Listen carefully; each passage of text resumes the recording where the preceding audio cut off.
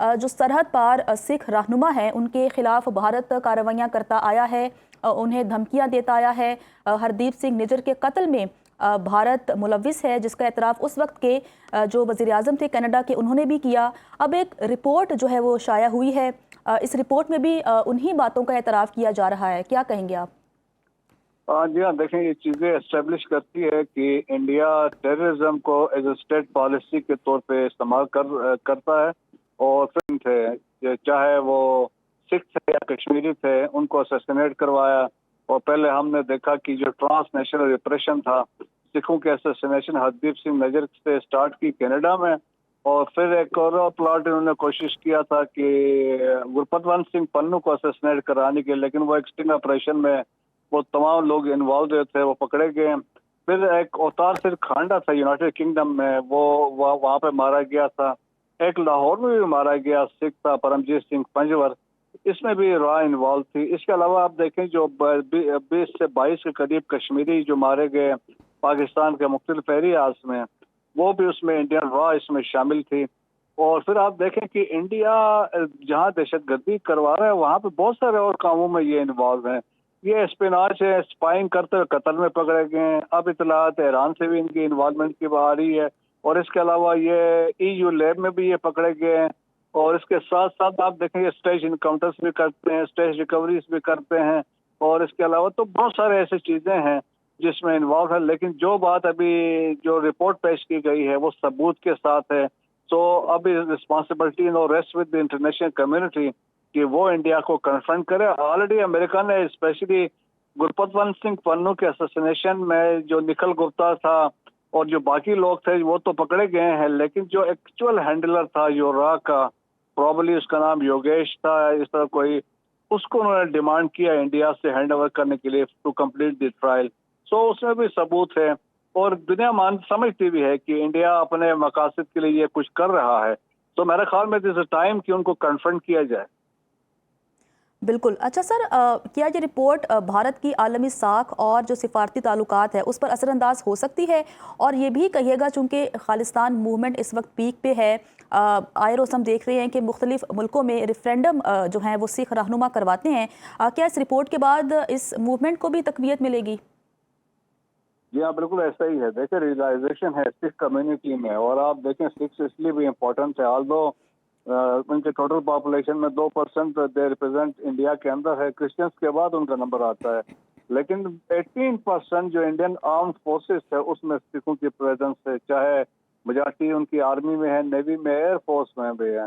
और स्पेशली जब blue tepal वाला वाक़या हुआ था, ऑपरेशन ब्लू स्टार हुआ था अमृतसर में, तो उस वक्त भी सिखों ने यूनिटें छोड़ दी थी। तो उनके अटैचमेंट है अपने पब्लिक के साथ, अपने जो उनके जो हेरिटेज है उनके साथ। तो आप देखें कि एक जनरल रिजेंटमेंट भी है। और जिस तरीके से उनके लीडर्स से उनको चुन चुन कर मारा गया है, और अभी भी देखें कि एक डिस्क्रिमिनेशन हो रही है। और दैट्स वाई पंजाब को तकसीम कर दिया गया, हरियाणा में, चंडीगढ़ में, कुछ एरिया राजस्थान में दिए, ताकि ये मजबूत ना हो सके। तो सिखों में ये रियलाइजेशन भी है। फिर दूसरा ये भी समझते हैं, क्योंकि इंडियन कॉन्स्टिट्यूशन सेज कि Sikhism is part of Hinduism, तो वो सिख मानते नहीं, क्योंकि वो समझते कि we are totally different from Hindus. तो दैट्स वाई उनकी एक डिमांड ये भी है, अमेंडमेंट इनटू इंडियन कॉन्स्टिट्यूशन। तो रियलाइजेशन है, देखें, they are asking for a Khalistan. जिस तरीके से आपने दुनिया भर में हमने रेफरेंडम देखा, 100% वोट पड़े हैं। और इसी तरह इंडिया के अंदर भी पीछे पास में बड़े बैनर्स लगे थे। आप अगर खाली इंडियन पंजाब में भी जब इस तरह की वोटिंग होती है तो overwhelming majority they will vote for Khalistan. और उनको पता है इंडिया को कि सिख क्या कुछ कर सकते हैं। ठीक है। अच्छा सर, आपको याद होगा कि हरदीप सिंह निज्जर के कत्ल के बाद उस वक्त के वज़ीर आज़म ने बिल्कुल भारत का नाम भी लिया था और भारत के सफ़ीर को मुल्क बदर भी किया था। अब इस रिपोर्ट की बात करें तो कहा जा रहा है कि सिर्फ अमेरिका, कनाडा नहीं बल्कि जर्मनी तक भारत की ये सरगर्मियाँ जारी हैं। तो आपको लगता है कि जो ये ममालिक हैं ये भारत के ख़िलाफ़ कोई एक्शन लेंगे?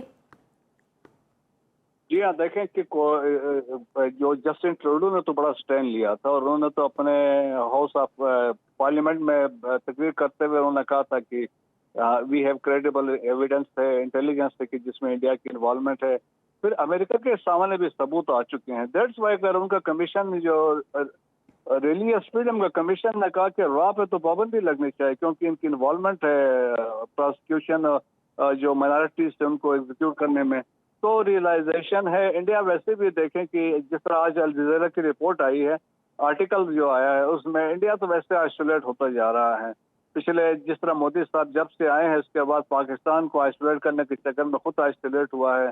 अब दैट्स वाई आप देखें प्रेसिडेंट ट्रंप का जो स्टांस है रहा है या स्टैंड उन्होंने लिया इंडिया पे, वो बड़ा जबरदस्त किस्म का है। दैट्स वाई इंडियंस से फील कर रहे हैं कि वो आइसोलेट हो गए हैं। आप उनके अपोजिशन को सुने, उनके थिंक टैंक्स को सुने, वो कहते हैं मोदी जी ने, बीजेपी आरएसएस ने इंडिया को आइसोलेट करवाया इंटरनेशनली। तो मेरा ख्याल में रियलाइजेशन है। तो मेरा ख्याल में Pakistan has emerge as a important और जियो स्ट्रेटेजिक प्लेयर न सिर्फ साउथ एशिया में बट ग्लोबल फ्रंट पर भी। अच्छा सर, अक़वाम मुत्तहिदा की भी बात कर लेते हैं कि अक़वाम मुत्तहिदा और इंसानी हकूक़ की जितनी भी आलमी तंजीमें हैं, इस रिपोर्ट के बाद उनका क्या रद्द-ए-अमल होना चाहिए?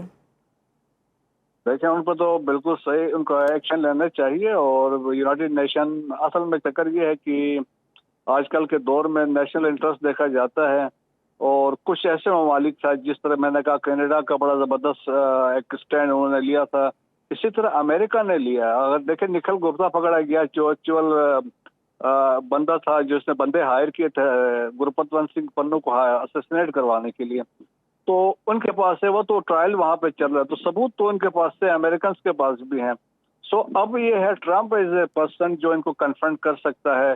और मेरे ख्याल में हमें इस तरह जिस तरीके से 5 डोजियर्स हमने भी जमा करवाए हैं Indian involvement terrorism in Pakistan, तो हमें मजीद जिस तरीके पास हमारे पास शवाहिद हैं, जिस तरीके से वो फितना व ख्वारिज को, फितना व हिंदुस्तान को पाकिस्तान के अगेंस्ट यूज कर रहे हैं, तो हमें भी एक मौका है कि हमें मजीद सबूत के साथ इंटरनेशनल कम्युनिटी के पास जाना चाहिए ताकि इंडिया मजीद एक्सपोज हो सके।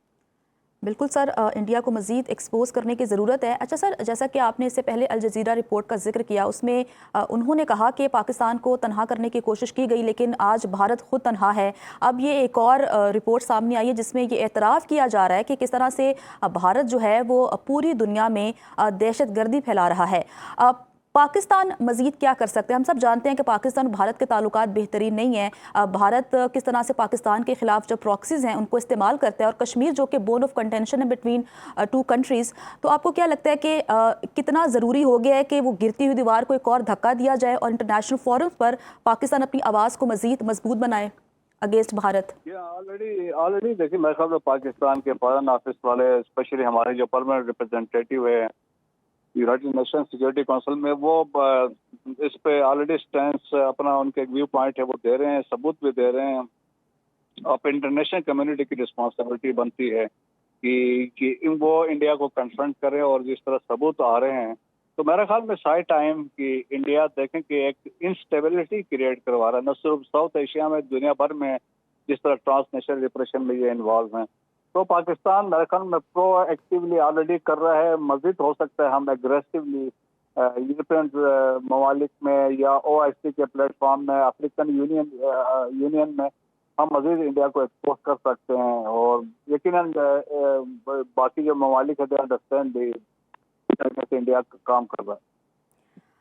अच्छा सर, अगर हम मोदी की बात करें तो, और इंटरनेशनल जो इंटरनल इनकी पॉलिटिक्स है उसकी बात करें, तो हम सब जानते हैं कि मोदी के दौरे हुकूमत में जो अक़लियतें हैं उनके साथ ज़्यादा मज़ालिम जो है पेश आ रहे हैं। अगर वो क्रिश्चियंस हैं, मुसलमान हैं, जो सिख रहनुमा हैं, तो आपको नहीं लगता कि जो लिबरल वॉइसेस हैं भारत की वो भी मोदी के अगेंस्ट हैं, और मोदी का वक्त ख़त्म होने वाला है? आने वाले इलेक्शंस में हो सकता है कि बीजेपी उस तरह से कामयाब ना हो सके जितनी नफरत अक़लियतों को बीजेपी या मोदी से है।